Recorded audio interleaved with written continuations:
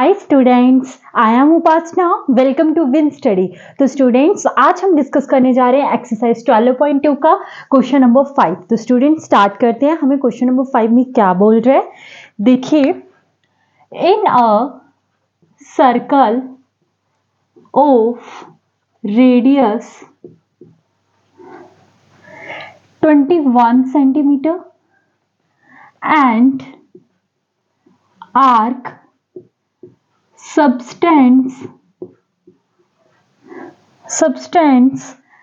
an angle at 60 degree at the center. First में क्या बोलते हैं बेटा आपको? Length of the arc. ठीक है जी। सेकंड में क्या बोलता है आपको? Area of sector formed by the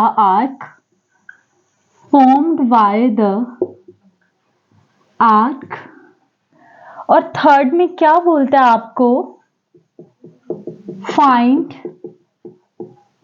find the area of the segment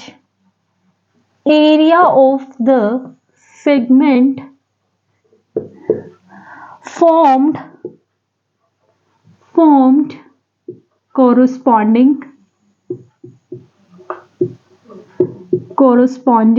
chord। ठीक है जी।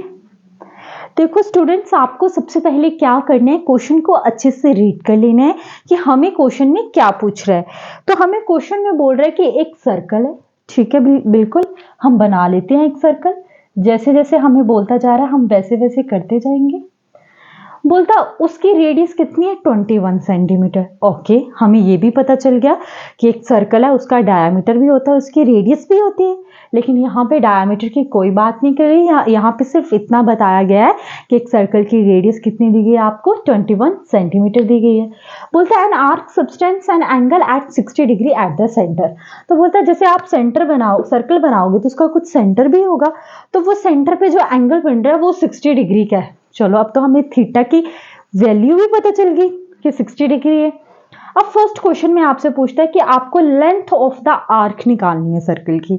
अब देखो बेटा, आपको लेंथ निकालने को बोला, लेंथ ऑफ द आर्क निकालनी है आपको। ठीक है, जैसे मान लीजिए यहां से लेके यहां तक मान लो आप लेंथ निकालते हो। कोई भी आर्क कैसे बनती है? ये चाक जैसी। चाहे आप यहां से कर लो, मैंने यहां से किया। आपको ये लेंथ ऑफ आर्क निकालने को बोल रहा है। और अगर मैं इसको सेंटर से मिला दूं, एक सेकेंड, अगर मैं इसको सेंटर से मिला दूं, ये इस तरीके से आएगा। यानी कि आपको ये वाला पोर्शन निकालने को बोल रहा है फर्स्ट पार्ट में। मैं इसको थोड़ा ब्राइट कर देती हूं। ठीक है, यानी कि आपको ये वाला लेंथ ऑफ आर्क निकालने को बोल रहा है फर्स्ट क्वेश्चन में, फर्स्ट पार्ट में।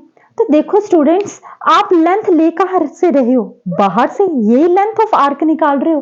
तो ये चीज क्या है? सर्कल की पेरीमीटर है, बाउंड्री तो है। ये एक बाउंड्री हुई ना ये। और सर्कल को क्या बोलते हैं? सर्कमफ्रेंस बोलते हैं। जब सर्कल की बाउंड्री की बात की जाती है तो उस चीज को क्या बोला जाता है? सर्कमफ्रेंस बोला जाता है। ठीक है, अब देखो यहाँ पे O पॉइंट और जो यहाँ पे थीटा एंगल बन रहा है वो कितना बन रहा है? 60 डिग्री बोला है। ठीक है, तो ये जो दो लाइंस आपस में मैंने इतनी ये क्या किया? ये मैंने लेंथ ऑफ आर्क निकालने के लिए तो किया। ठीक है, तो मैं देखती हूँ कि मेरा रेडियस भी तो दिया गया है। तो रेडियस कितना है? 21 सेंटीमीटर। और अगर ये 21 सेंटीमीटर तो ये भी तो 21 ही होगा। और जब अब आप देखो, एक तीर से दो निशाने हो गए ना। क्या मतलब कि दो रेडियस मिलकर एक सेक्टर भी तो बनाती हैं। तो यहां पे सेक्टर भी बन गया। समझ आ गया? तो सबसे पहले तो हम लेंथ ऑफ आर्क निकालते हैं। Length of arc. अब देखिए इसका फॉर्मूला क्या होगा। पहले देखो एंगल कितना बन रहा है, यहां पे कुछ एंगल भी तो बन रहा है। तो थीटा अपॉन 360 डिग्री। अब मैंने थीटा अपॉन 360 डिग्री क्यों लिखा? क्योंकि यहाँ पे पूरा सर्कल कितना एंगल बनाता है? 360 डिग्री का बनाता है। और साथ में क्या आ जाएगा? 2 पाई आर आ जाएगा। क्या आ जाएगा? 2 पाई आर। ये 2 पाई आर क्या है? सर्कमफ्रेंस ऑफ सर्कल का फॉर्मूला होता है 2 पाई आर। और ये हम बाउंड्री की बात कर रहे हैं तो 2 पाई आर तो लगाएंगे लगाएंगे, लेकिन हमें चाहिए क्या? इतना इतना सा लेंथ चाहिए। और इतनी इतनी हमारी कौन सा थीटा बना रही थी? 60 डिग्री का। स्टूडेंट्स मेरी बात समझने की कोशिश कीजिए कि यहां पे बात किसकी हो रही है बेटा? बाउंड्री की बात हो रही है, पेरीमीटर की बात हो रही है, सर्कमफ्रेंस की बात हो रही है।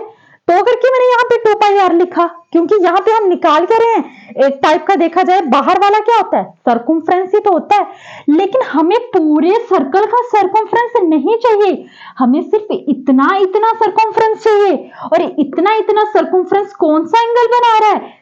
60 डिग्री बना रहा है। समझ आ गया? तो थीटा कितना आपका? 60 अपॉन 360। अब हमें पाई की वैल्यू इन्होंने 3.14 लेने को नहीं बोला है, तो हम 22/7 ही लेंगे। और रेडियस कितनी आ गई बेटा? 21। ठीक है जी, 0 से 0 कैंसिल आउट, 6 1 6 6 6 36, 2 1 2 2 3 6, 3 1 3 3 7 21, 7 से 7 कैंसिल आउट हो गया और आया कितना? 22 सेंटीमीटर। अब यहाँ पे गलती से भी आप सेंटीमीटर स्क्वायर मत लिख देना, यहां पे सेंटीमीटर स्क्वायर की बात नहीं हो रही है, यहां पे सिर्फ लेंथ निकालना है, कुछ टुकड़ा सा निकालना है आपको, सर्कल की बाउंड्री निकालनी है थोड़ी सी। तो लेंथ हमेशा किस में आती है? सेंटीमीटर में आती है। और दूसरी बात ये कि यहां पे 20, यहां पे देखिए 21 क्या था बेटा? सेंटीमीटर में था ना? हाँ, तो इसके अलावा तो कोई और चीज सेंटीमीटर में थी ही नहीं, तो यहां पे सेंटीमीटर ही आ गया। ठीक है, अब सेकंड में क्या पूछता है? बोलता है area of sector formed by the arc. अब यहाँ पे आर्क लगी है, वहां पे एक सेक्टर भी तो बन रहा है। यस, बन रहा है। तो आपको पता है एरिया ऑफ सेक्टर निकालना तो आपके बाएं हाथ का खेल है। तो एरिया ऑफ सेक्टर का फॉर्मूला क्या होता है? Theta upon 360 degree pi r का स्क्वायर। ये तो आपको लर्न ही हो चुका होगा। एरिया ऑफ सेक्टर का फॉर्मूला क्या होता है? Theta upon 360 pi r square. Theta कितना है बेटा? 60 डिग्री अपॉन 360 डिग्री, और पाई की वैल्यू 22/7, और रेडियस कितनी है? 21 इंटू 21। 0 से 0 कैंसिल आउट, 6 1 6 6 6 36, 2 3 6, 2 11 22, 3 1 3 3 7 21, 7 से 7 कैंसिल आउट, बचा क्या? 11 मल्टीप्लाई 21। जब 11 को 21 के साथ किया 1 1, 2 1 2 2 1 2, तो 1 3 2 कितना आ गया? 231। कितना आ गया बेटा? 231। तो अब एरिया निकाल रही हो ना, एरिया किस में आता है बेटा? सेंटीमीटर स्क्वायर में आता है। तो यहां पे लिख लीजिए 231 सेंटीमीटर स्क्वायर। तो हम दो पार्ट सॉल्व कर चुके हैं, आप इसको नोट करना चाहे तो नोट कर सकते हैं।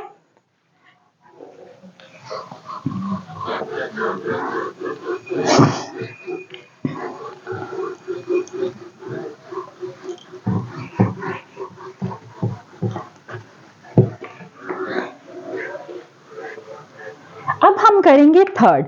थर्ड में क्या बोलता है हमें? बोलता है find the area of the segment formed curves corresponding chord, find the area of the segment formed corresponding chord। अब ये सेगमेंट क्या होता है? पहले तो मैं आपको ये क्लियर कर देना चाहती हूँ, वैसे तो पता नहीं कितनी बार मैं चीजों को रिपीट करती हूँ। अगर कोई स्टूडेंट मेरी कॉन्टिन्यूसली वीडियोस देख रहा होगा तो उसको समझ आ रहा होगा कि मैंने ये चीज कितनी बार बताई है, लेकिन मैं फिर भी बताऊंगी। देखो बेटा, सेगमेंट क्या है? यहाँ ये सेगमेंट ही तो होता है, और इसको हम क्या बोलते हैं? माइनर सेगमेंट, और इसको क्या बोलते हैं? Major segment.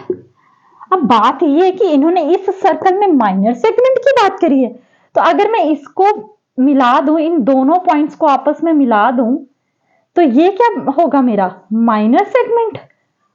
ये मेरा माइनर सेगमेंट ही तो होगा। जब आप किसी सर्कल पे कॉर्ड को ड्रॉ करते हो, वो क्या आपका सेगमेंट ही तो है। और इसमें बात किसकी की गई है? माइनर सेगमेंट की बात की गई है। तो मैंने यहाँ पे और बोला भी है फॉर्म्ड कोरोस्पोंडिंग कोड, ऑब्वियसली, तो यहाँ पे मैंने कर दिया। अब आपको निकालना क्या? ये वाला हिस्सा निकालना है, ये। तो ये कैसे निकलेगा? अगर आप एरिया, अब देखो ये कैसे निकलेगा? यहां से लेके यहां तक क्या है? यहां से लेके यहां तक पूरा सेक्टर है। सेक्टर क्या होता है बेटा? जब आप दो रेडियस से मिलकर एक, ये सारा क्या होता है? सेक्टर है। लेकिन इसके बीच में एक कोड आ गई, तो अब मुझे पूरे सेक्टर में से क्या करना पड़ेगा? ट्रायंगल को क्या करना पड़ेगा? माइनस करना पड़ेगा। तो मेरे पास इतना इतना पोर्शन आ जाएगा।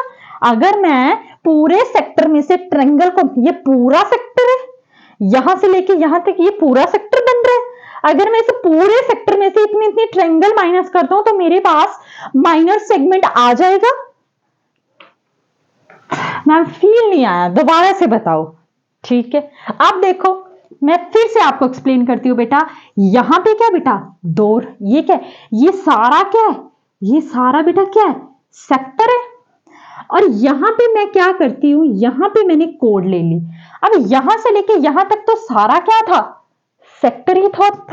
लेकिन अगर मुझे सिर्फ इतना इतना पोर्शन निकालना है तो आप क्या करोगे? इस पूरे सेक्टर में से इस ट्रायंगल को माइनस कर दोगे, इस पूरे सेक्टर में से इस ट्रायंगल को माइनस कर दोगे और आपके पास ये हिस्सा आ जाएगा। लगा पता? समझ आया? फील आया मैं क्या बताने की कोशिश कर रही हूं? चलो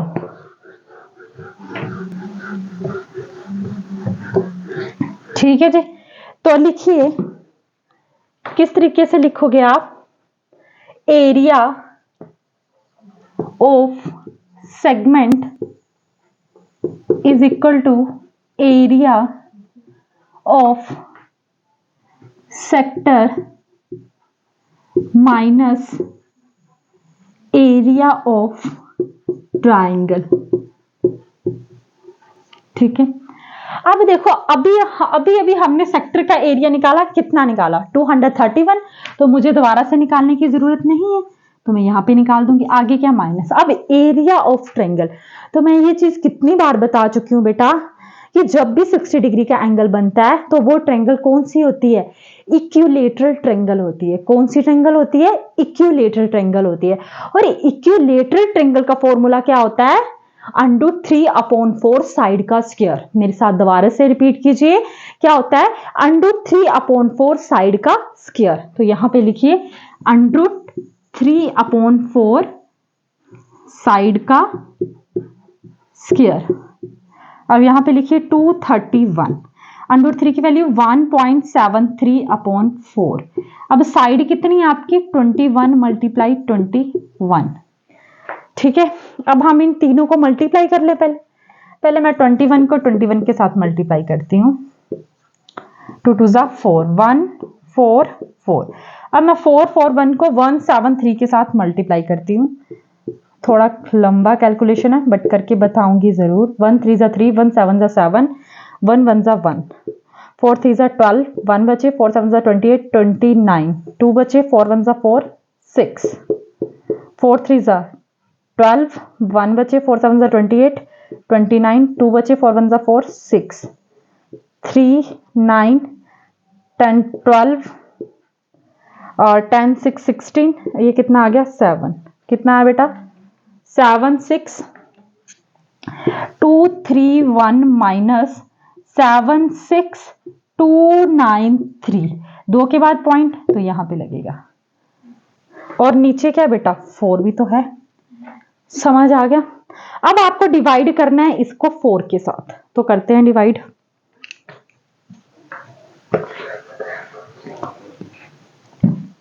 तो देखिए 7 6 2 9 3, 4 1 4, 3 6 4 8 32। ये आ गया। नो नो नो नो, ये तो 9 से भी जा सकता है सीधे। 4 9 36, 0 आ गया। अब वहां से उतारो 2, छोटा होगा फिर 9 भी उतारना पड़ेगा, तो 0 लगकर पॉइंट लगाना पड़ेगा। 4 7 28। कितना आ गया? 1। कितना आ गया? 3। ठीक है, 4 3 12, 4 3 12। ये कितना आ गया? 1। फिर आगे 0 लगानी पड़ेगी। 4 2 8। कितना आ गया? 2। फिर 0, 4 5 20।